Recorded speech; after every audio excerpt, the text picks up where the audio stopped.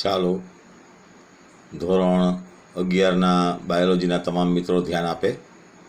આપણે પ્રકરણ 3 ચાલુ છે, એના 13 ક્વેશ્ચન આપણે પૂરા કર્યા છે. આજે આપણે 14મો ક્વેશ્ચન એ શરૂ કરવા જઈ રહ્યા છીએ પેજ નંબર 42 ઉપર. 14મો ક્વેશ્ચન વનસ્પતિના જીવનચક્રો લખેલું છે, ત્યાં તમે ઉપર જ લખી નાખજો. એકાંતર જનન એટલે શું, તેના પ્રકારો, ઉદાહરણો સાથે વર્ણવો. અથવા 3 પ્રકારના એકાંતર જનન તમારે શીખવાના છે. નીચે એના હેડિંગ આપેલા છે. 1 નંબર એકવિધ જીવનચક્ર, 2 નંબર દ્વિવિધ જીવનચક્ર, દ્વિવિધ, અને 3 નંબર એક દ્વિવિધ જીવનચક્ર. તો એ અલગ અલગ ટૂંકનોંધમાં પણ પૂછાઈ શકે, એટલે આપણે અહીંયા અથવા નોંધ લખો ABC, એકવિધ, દ્વિવિધ, એક દ્વિવિધ. આ પ્રશ્ન માટે તમને જે એકાંતર જનન પૂછાય એનો ચાર્ટ દોરવો જરૂરી છે. એકાંતર જનન શું છે એ સમજવા માટે થોડા શબ્દ આપણે સમજવાની જરૂર છે. સાદી ભાષાની અંદર એક ચાર્ટ અહીંયા હું તમને સમજાવું છું. આ સપુષ્પ વનસ્પતિ એટલે કે આવૃત બીજધારી વનસ્પતિની વાત કરવામાં આવી છે.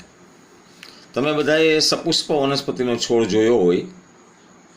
એમાં મૂળ, પ્રકાંડ, પર્ણ 3 વસ્તુ હોય, અને સપુષ્પ વનસ્પતિ છે એટલે પુષ્પ પણ હોય. દાખલા તરીકે સૂર્યમુખી, બારમાસી, આ બધા પુષ્પવાળી વનસ્પતિને તમે જોયું હોય.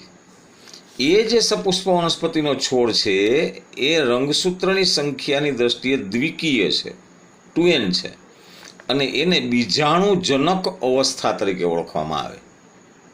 સપુષ્પ વનસ્પતિના છોડને એ પુષ્પ ઉત્પન્ન કરે છે, એટલે પુષ્પ 2 પ્રકારના હોઈ શકે, અથવા તો 2 અવયવ હોઈ શકે.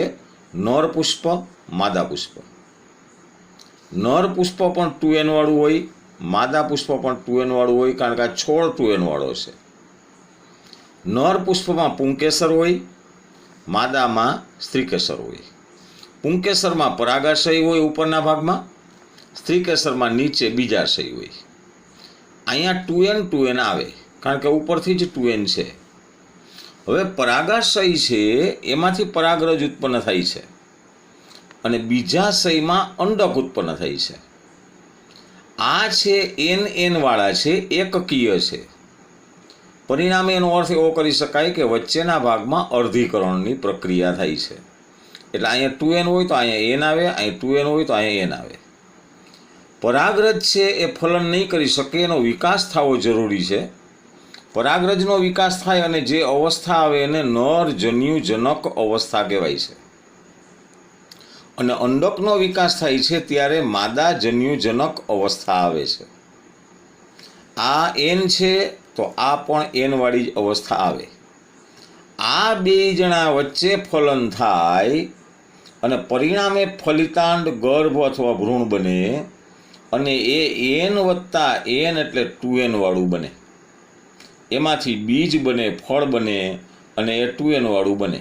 અને આ 2n વાળા બીજને પાછું જમીનમાં આપણે નાખીએ એટલે સપુષ્પ વનસ્પતિનો છોડ અસ્તિત્વમાં આવે. આને વનસ્પતિનું જીવનચક્ર કહેવાય.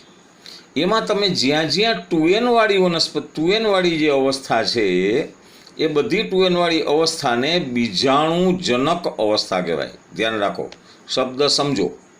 બીજાણુજનક અવસ્થા 2n વાળી હોય. જ્યાં જ્યાં 2n વાળી છે એ બીજાણુજનક.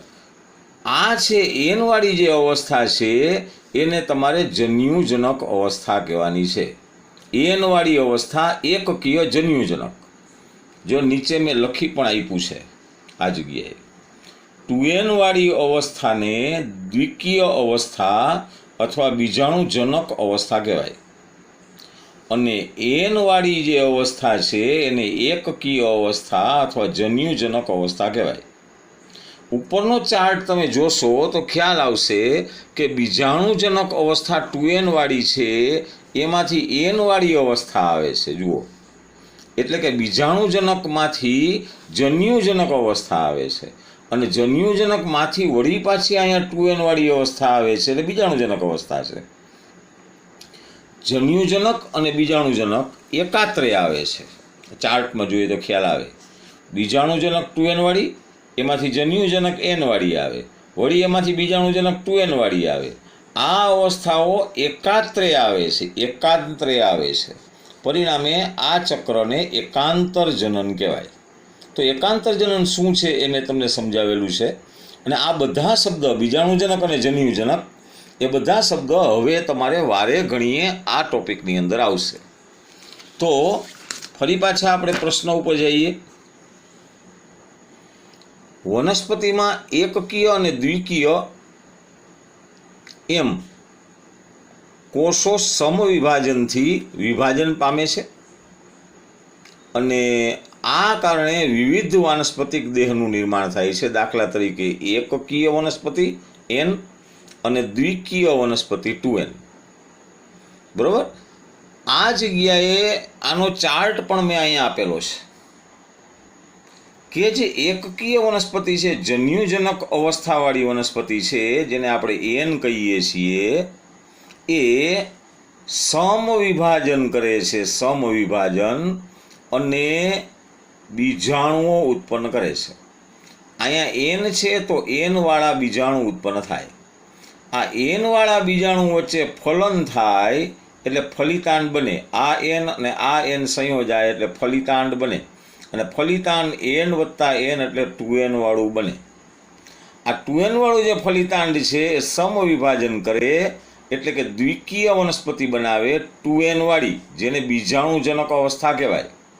આ વળી પાછી બીજાણુજનક અવસ્થા અર્ધીકરણ કરે, બીજાણુ ઉત્પન્ન કરે એ n વાળા હોય, અને આ n વાળા બીજાણુઓ છે એકકીય વનસ્પતિ બનાવે, જેને જન્યુજનક અવસ્થા કહેવાય. તો આ ચાર્ટ પણ બતાવે છે. જુઓ, જન્યુજનક n, એમાંથી બીજાણુજનક 2n, એમાંથી જન્યુજનક n, જન્યુજનક, બીજાણુજનક અને જન્યુજનક એકાત્રે આવે છે. આ ઘટનાને એકાંતર જનન તરીકે ઓળખવામાં આવે છે. આ પ્રશ્નમાં શરૂઆતમાં આ જે પેરેગ્રાફ આપેલો છે એમાં આ ચાર્ટનું વર્ણન છે. જુઓ, એકકીય વનસ્પતિ દેહ સમવિભાજન દ્વારા જન્યુઓ ઉત્પન્ન કરે છે. વનસ્પતિ દેહ જન્યુજનકનું પ્રતિનિધિત્વ કરે છે, એટલે જન્યુજનકવાળી અવસ્થા છે. ફલન થાય એટલે ફલિતાંડ પણ સમવિભાજનથી વિભાજિત થાય, દ્વિકીય બીજાણુ વનસ્પતિ દેહ ઉત્પન્ન કરે છે. જુઓ ચાર્ટ બાજુમાં, આપણે જે ચાર્ટ બનાવેલો છે, જો આ ફલિતાંડ 2n વાળું બને છે. બરાબર? આ જન્યુજનક n વાળું સમવિભાજનથી બીજાણુ બનાવે, ફલન થાય, ફલિતાંડ 2n વાળું બને. ફરી પાછું વર્ણન જોઈએ. વનસ્પતિ દેહ દ્વારા અર્ધીકરણથી એ જે બીજાણુ ઉદ્ભવે છે એકકીય, આ એકકીય બીજાણુ ફરી પાછા સમવિભાજનથી વિભાજિત થઈ એકવાર એકકીય વનસ્પતિ દેહની રચના કરે છે. અહીંયા વળી પાછો ચાર્ટ જોઈએ. અર્ધીકરણથી બીજાણુ બનાવે, સમવિભાજનથી એકકીય વનસ્પતિ બનાવે, જેને જન્યુજનક અવસ્થા કહેવાય. ચાલો, આથી કોઈ પણ લિંગી પ્રજનન કરતી વનસ્પતિના જીવનચક્ર દરમિયાન જન્યુ નિર્માણ કરતી જન્યુજનક અવસ્થા, જુઓ, એકકીય n, અને બીજાણુ નિર્માણ કરતી દ્વિકીય અવસ્થા 2n, એટલે કે જન્યુજનક અને બીજાણુજનક અવસ્થા વચ્ચે એકાંતર જનન થાય છે. એકકીયમાંથી દ્વિકીય આવે, જન્યુજનકમાંથી બીજાણુજનક આવે, બીજાણુજનકમાંથી વળી પાછું જન્યુજનક થાય, એને એકાંતર જનન તરીકે ઓળખવામાં આવે. આ આખો પેરેગ્રાફ બાજુનો મેં તમને જે ચાર્ટ સમજાવ્યો છે એના ઉપરથી તમને સમજાઈ જશે.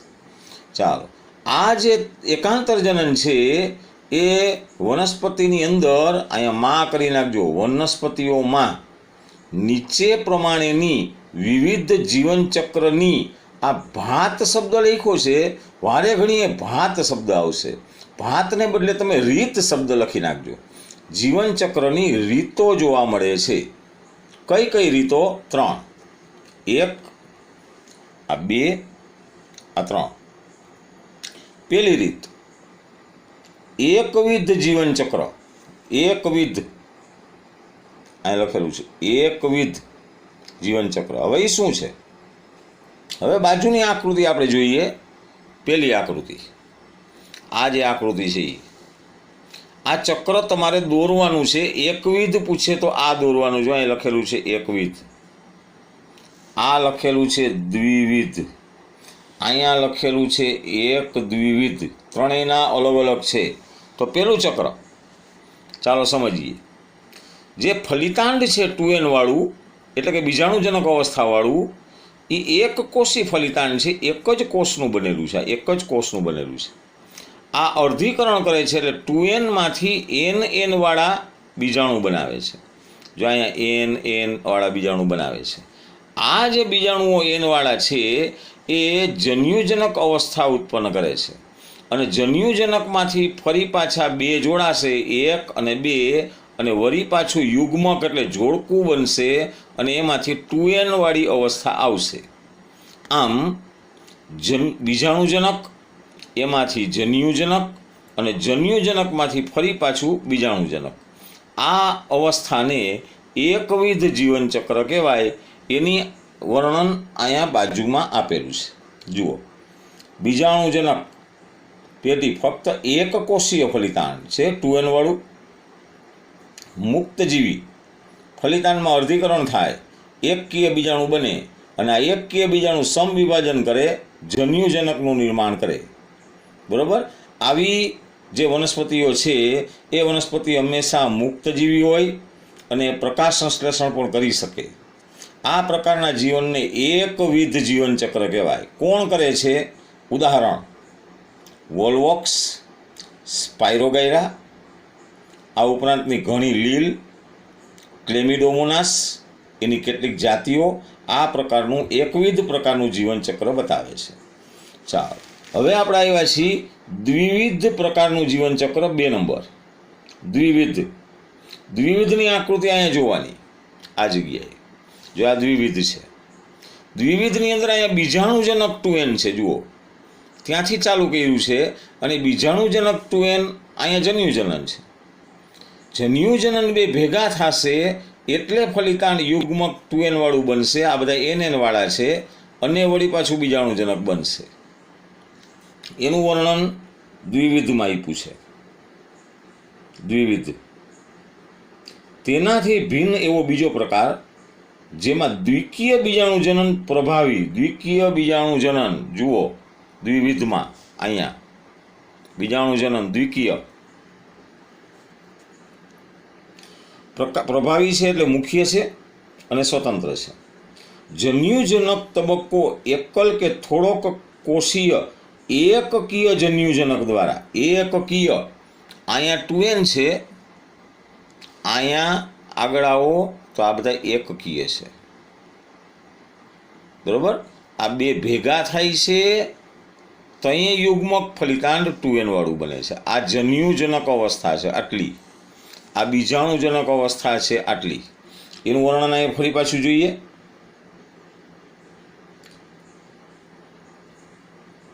માત્ર આટલું જ આપ્યું છે. આ પ્રકારનું જીવનચક્ર દ્વિવિધ જીવનચક્ર કહેવામાં આવે છે. કોણ કરે છે? ઉદાહરણ, બધી બીજધારી વનસ્પતિ, દાખલા તરીકે અનાવૃત બીજધારી કે આવૃત બીજધારી વનસ્પતિ આ ભાતને અનુસરે છે, એટલે કે આ રીતને અનુસરે છે. તો આકૃતિ 3.7b, આ તમારે પૂછાય દ્વિવિધ, તો દ્વિવિધની આકૃતિ દોરવાની છે. ઓલી એકવિધની આકૃતિ છે. ચાલો, હવે અહીંયા આવ્યા છીએ ત્રીજું, એટલે એક દ્વિવિધ જીવનચક્ર. અહીંયા ત્રીજું 3 નંબર. દ્વિઅંગી અને ત્રિઅંગી વનસ્પતિઓ આવું કરે છે, અને એ સમજવા માટે સામેના પેરેગ્રાફ ઉપર વર્ણન આપેલું છે. સામેના પેરેગ્રાફ ઉપર એમાં શરૂઆતની 3 લીટી દ્વિઅંગી વનસ્પતિ માટે છે. દ્વિઅંગી. પછીની 3 લીટી ત્રિઅંગી વનસ્પતિ માટે છે, અને પછીના 3 લીટી છે એ અમુક અપવાદ છે, લીલ માટેનો અપવાદ એ સમજાવ્યો છે. તો પહેલી 3 લીટી આપણે જોઈએ, દ્વિઅંગી વનસ્પતિ. દ્વિઅંગી વનસ્પતિની અંદર ખાસ લખેલું છે કે જન્યુજનક એ બીજાણુજનક સાથે એકાંતરે આવે છે.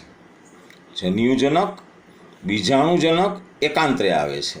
આ 3 લીટીનું વર્ણન સમજવા માટે આપણે આ ચાર્ટ જોઈએ. આ દ્વિઅંગી માટે છે. જો જન્યુજનક એટલે કે એન, એ કેવી છે? તો કે મુખ્ય છે, પ્રભાવી છે, સ્વતંત્ર જીવી શકે છે, પ્રકાશ સંશ્લેષણ કરે, એનું સુકાઈ પણ જોવા મળે અથવા સીધા પણ જોવા મળે. સુકાઈ છે જમીનને સમાંતરે હોય, સીધા છે એ ટટ્ટાર હોય અને એકકોષીય હોય. આ બીજાણુજનકના લક્ષણો આપ્યા છે. ટૂંકજીવી છે, બહુકોષી છે. જન્યુજનક એન, બીજાણુજનક 2n એકાંતરે આવે છે. પરિણામે આને દ્વિઅંગી વનસ્પતિનું એકાંતર જનન કહેવાય. એ દ્વિઅંગીના 3 લીટી છે એ તમને અહીંયા સમજાવી છે. એનો એ ચાર્ટ છે. બધી દ્વિઅંગી વનસ્પતિ, બરાબર, આગળ એના ઉદાહરણો આવી ગયા છે. આ પ્રકારની જીવનચક્રની ભાત, વળી પાછું અહીંયા ભાતની જગ્યાએ રીત કરી નાખજો, બરાબર.